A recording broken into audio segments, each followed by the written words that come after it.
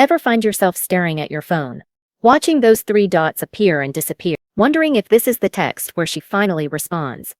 You've been available, patient, understanding, and with every message, she seems more distant. Here's what's happening. While you're crafting the perfect text, she's already decided your value.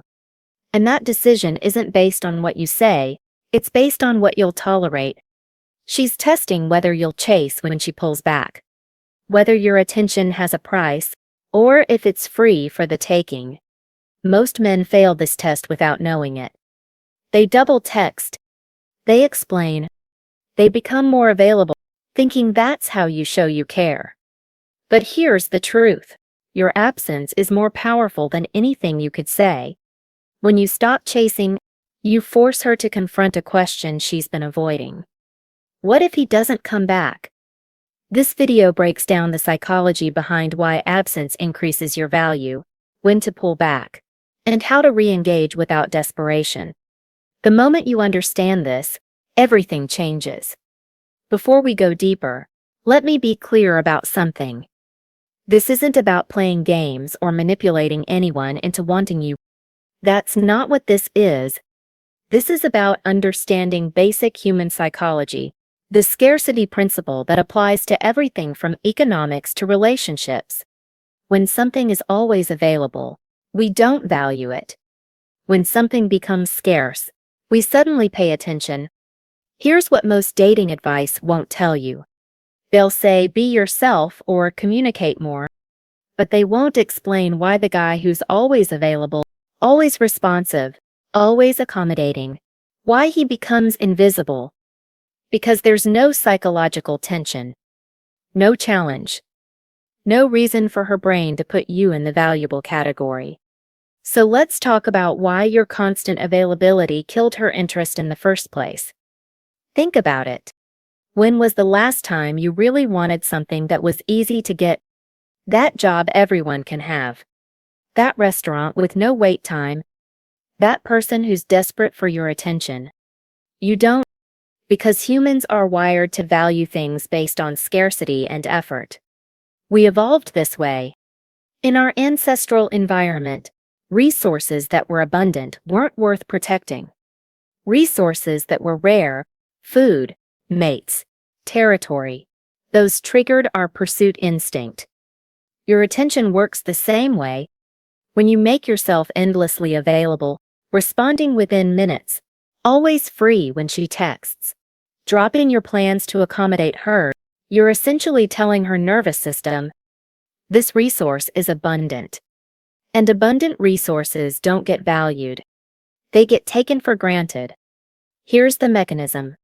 Every time you respond immediately, every time you prioritize her schedule over yours, every time you're the one reaching out first, you're training her brain that your attention has no scarcity. There's no competition for it. No effort required to access it. And when something requires no effort, our brains assign it low value automatically. Now, most men know this intellectually.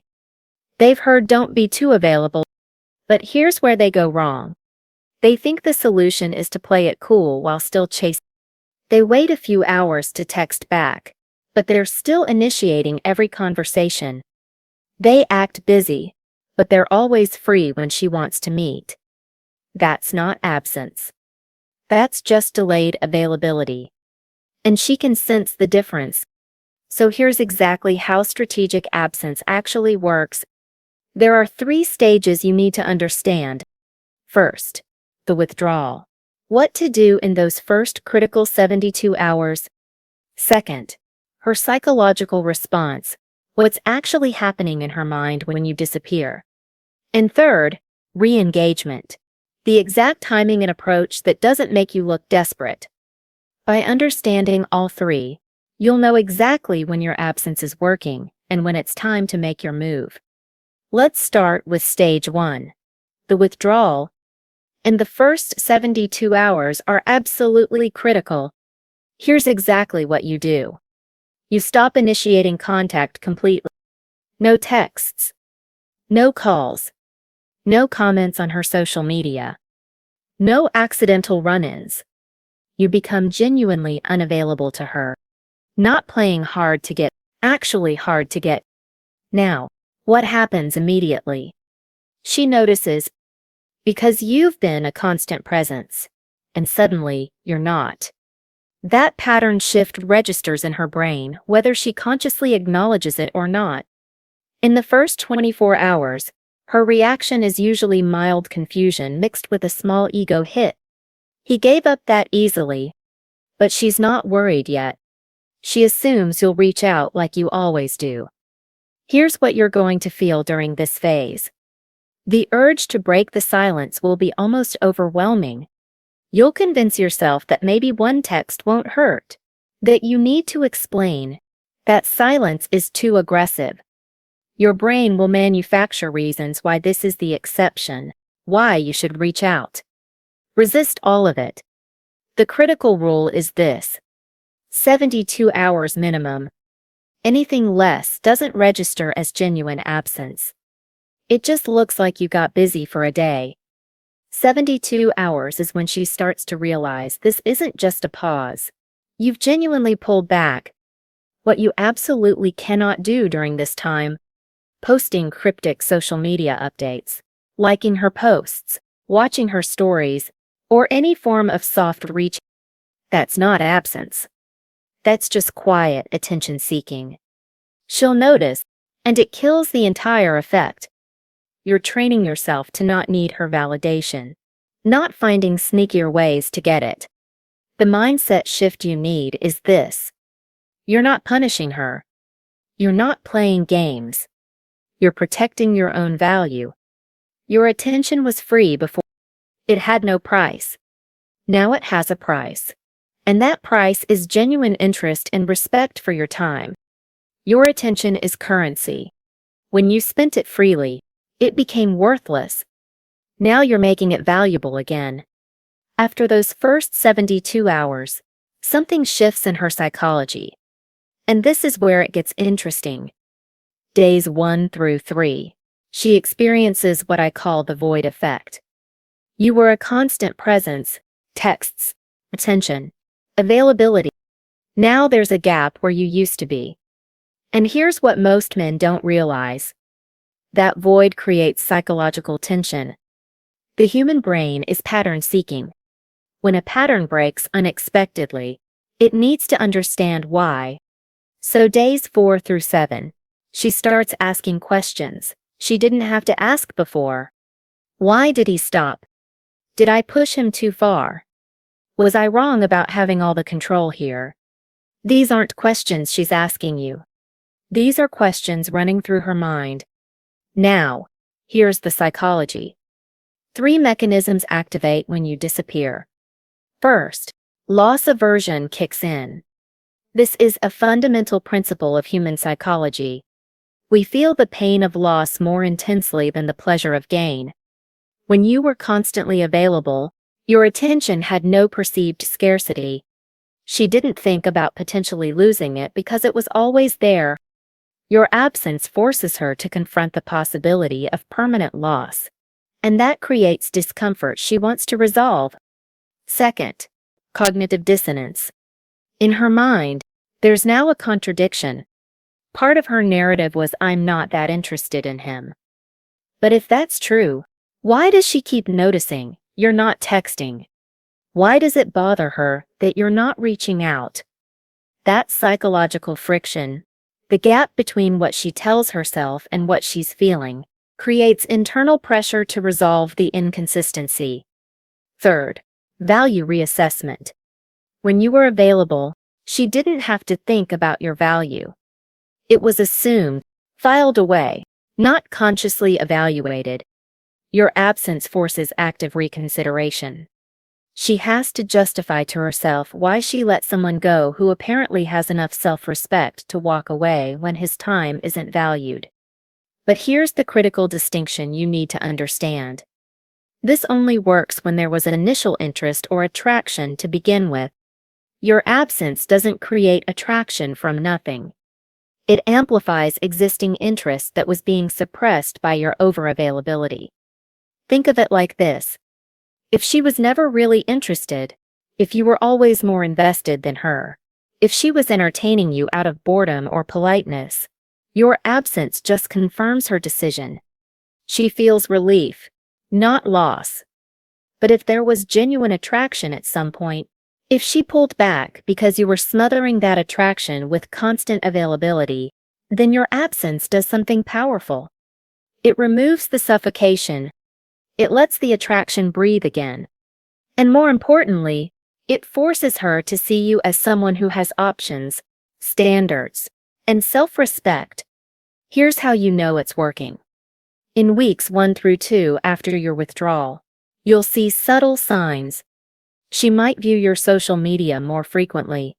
She might bring you up in conversations with mutual friends. She might engineer situations where she accidentally runs into you. If she does reach out, her messages will be warmer, more curious, less dismissive than before. Your absence didn't just make you scarce. It made you valuable again. Because value in relationships isn't about what you offer. It's about what you're willing to withhold. But here's the dangerous part most men get wrong. They understand the withdrawal. They grasp the psychology. But they completely botch the re-engagement. They break silence too early, come back too desperate, or wait so long they look like they were just playing a game the entire time. So let's talk about timing and approach. First, the minimum is 2 weeks of complete absence before you even consider re-engagement.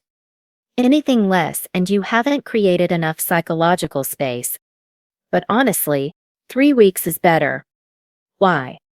Because at 3 weeks, if she hasn't reached out, and if you initiate, it doesn't look like you were just waiting by your phone. It looks like you actually moved on and then remembered her. Now, there are 3 scenarios for re-engagement. Scenario 1. She reaches out first. This is the best-case scenario. It means your absence created enough tension that she had to resolve it. Here's how you respond. You match her energy, but you don't exceed it. If she sends a casual, "Hey, what's up?" you respond warmly but briefly. Something like, "Hey, good to hear from you," and then actually answer whatever she asked, or add one brief thing about what you've been up to. That's it. No paragraphs. No, "Where have you been?" No explaining your absence. You weren't waiting, you were living. What you never do, ask her why she's reaching out, apologize for the silence, or immediately try to plan to see her. That communicates you were desperate for her to come back. Just be normal, but don't overcorrect into being too available again. Scenario 2. Natural re-engagement opportunity. Maybe there's a mutual friends party. Maybe there's a group activity you're both attending. Maybe there's some legitimate practical reason to contact her, not manufactured, legitimately neutral. Your approach here is casual and outcome independent. Hey, heading to event. You going? The energy is friendly but not pursuing. You're interested in the answer but not invested in the outcome. Scenario 3. You initiate after 3+ weeks. This is the riskiest, but it's viable if certain conditions are met. You have to have genuinely moved forward mentally. You can't be desperately hoping she responds. You have to be in a place where if she doesn't respond, you're actually okay with it. And there has to have been real connection initially worth exploring. If all 3 conditions are met, your message is light, no pressure, easy to respond to or ignore. Something like random thought. Remember when reference to inside joke or shared experience. Hope you're good. That's it. One message. Her response tells you everything. If she's warm and engaged, great. If she's distant or brief, you have your answer. If she doesn't respond at all, you definitely have your answer. The critical principle across all 3 scenarios. You mirror her investment. If she's warm, you're warm. If she's distant, you're cordial but don't chase. If she's actually pursuing now, You let her pursue. You don't immediately flip back into chase mode the second she shows interest. And here's where most men completely destroy the progress they've made. Post-reconnection. They think the absence worked, so they can go back to being constantly available. They respond immediately to every text. They're suddenly free whenever she wants to meet. They start initiating every conversation again. That's not maintaining the dynamic. That's returning to the old pattern that killed attraction in the first place. Absence wasn't a one-time fix. It demonstrated a principle. Your time has value. Maintain that principle going forward. Stay selectively available. Keep living your life. Don't drop everything when she's around. Because you're not playing hard to get. You are hard to get, and that's what keeps the attraction alive. Now, there's a crucial line here that determines whether this is genuine value building or manipulative game playing. And you need to be brutally honest with yourself about which side you're on. The distinction is simple. Genuine absence means you're actually living your life, building value, pursuing goals. You're not sitting around calculating every move to get a reaction from her. You're not obsessively checking her social media while pretending to be busy.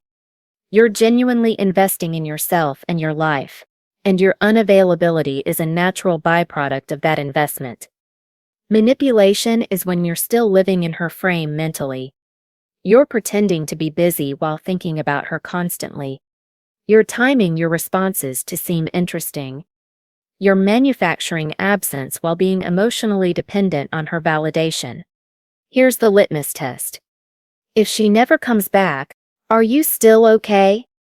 If the answer is yes, because you've genuinely been building a life worth living, pursuing things that matter to you, becoming someone better, then you're doing it right.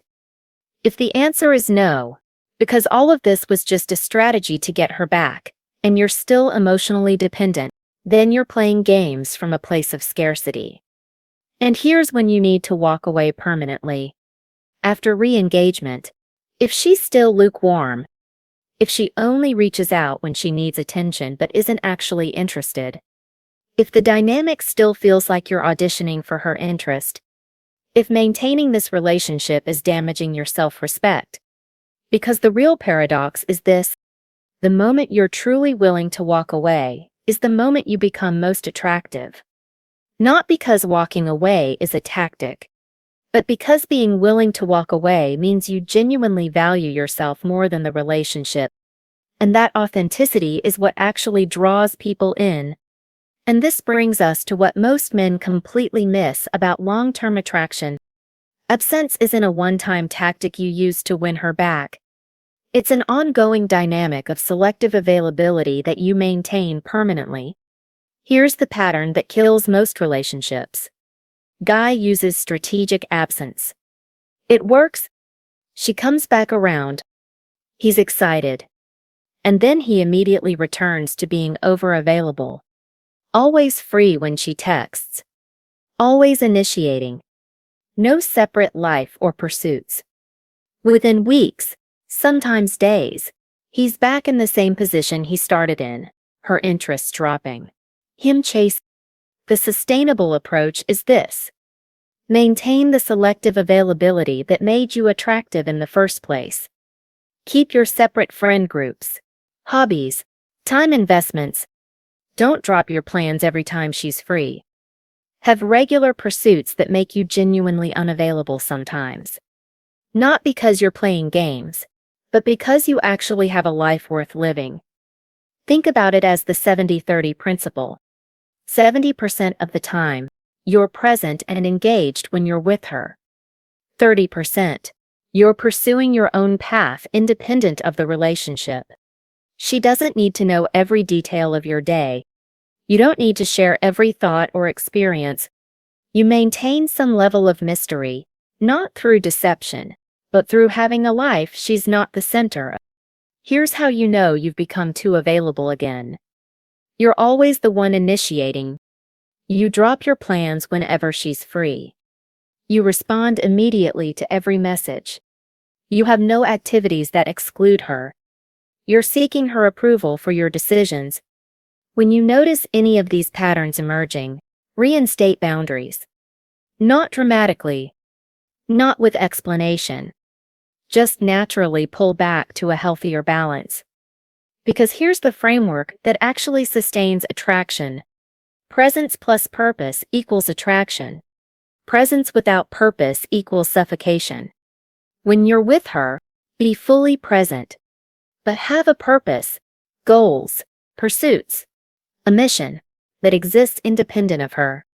That combination is what keeps you interesting, valuable, and attractive long-term.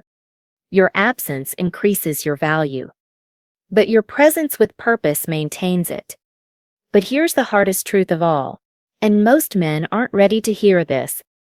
Most men who successfully get her back through strategic absence didn't do anything particularly special. They stopped being available and got lucky that she still cared enough for absence to matter. Here's what I mean. Your absence only amplifies interest that already existed. It doesn't create attraction from nothing. If she had genuine interest initially, if there was real chemistry that your over-availability was suffocating, then absence can revive and amplify it. But if she never had real interest in the first place, no amount of strategic absence will change that. And here's the part that's uncomfortable. You can execute everything perfectly and still lose her, because attraction isn't something you can negotiate or force. It's either there or it's not. All absence does is remove the barriers you were creating with your availability. Now, that sounds harsh. Like absence is just a gamble. But here's the empowering reframe. Losing someone who was never genuinely interested isn't a loss. It's clarity. What absence actually accomplishes is it filters out people who weren't that interested anyway, protects your dignity in the process, but forces you to build actual value, and teaches you detachment, which is genuinely magnetic. The real win isn't getting her back. The real win is getting yourself back. Your self-respect, your standards, your understanding that your value isn't dependent on someone else recognizing it. Because when you truly embody that, when it's not a tactic, but who you actually are, that's when you become genuinely attractive. Not just to her, but to anyone worth your time. So now I want to hear from you. Have you ever pulled back from someone and watched their interest shift? What happened when you finally stopped being the one always reaching out? Are you in a situation right now where you're constantly available and it's not working? Did anything in this video change how you think about your own behavior? Drop your experience in the comments. I read every single one. Your story might be exactly what another guy needs to hear to finally understand he's not alone in this. Because here's what this channel is really about. It's not just about dating tactics or tricks to get a specific person back. It's about building genuine self-respect and understanding the psychology that actually drives attraction. Every video here is designed to help you see through the confusion, operate from strength instead of scarcity, and become the kind of man who doesn't need to chase because he understands his own value. We're building a community of men who refuse to beg for attention, who understand that their time matters, and who choose themselves first. Not out of arrogance, but out of genuine self-respect. Your absence doesn't just increase your value in her eyes, it increases your value in your own eyes, because you're not the guy sitting by his phone hoping she'll text. You're the guy building a life worth showing up for. You're not chasing, you're choosing, and that's where real attraction lives. Stop chasing, start choosing. That's what makes you unforgettable.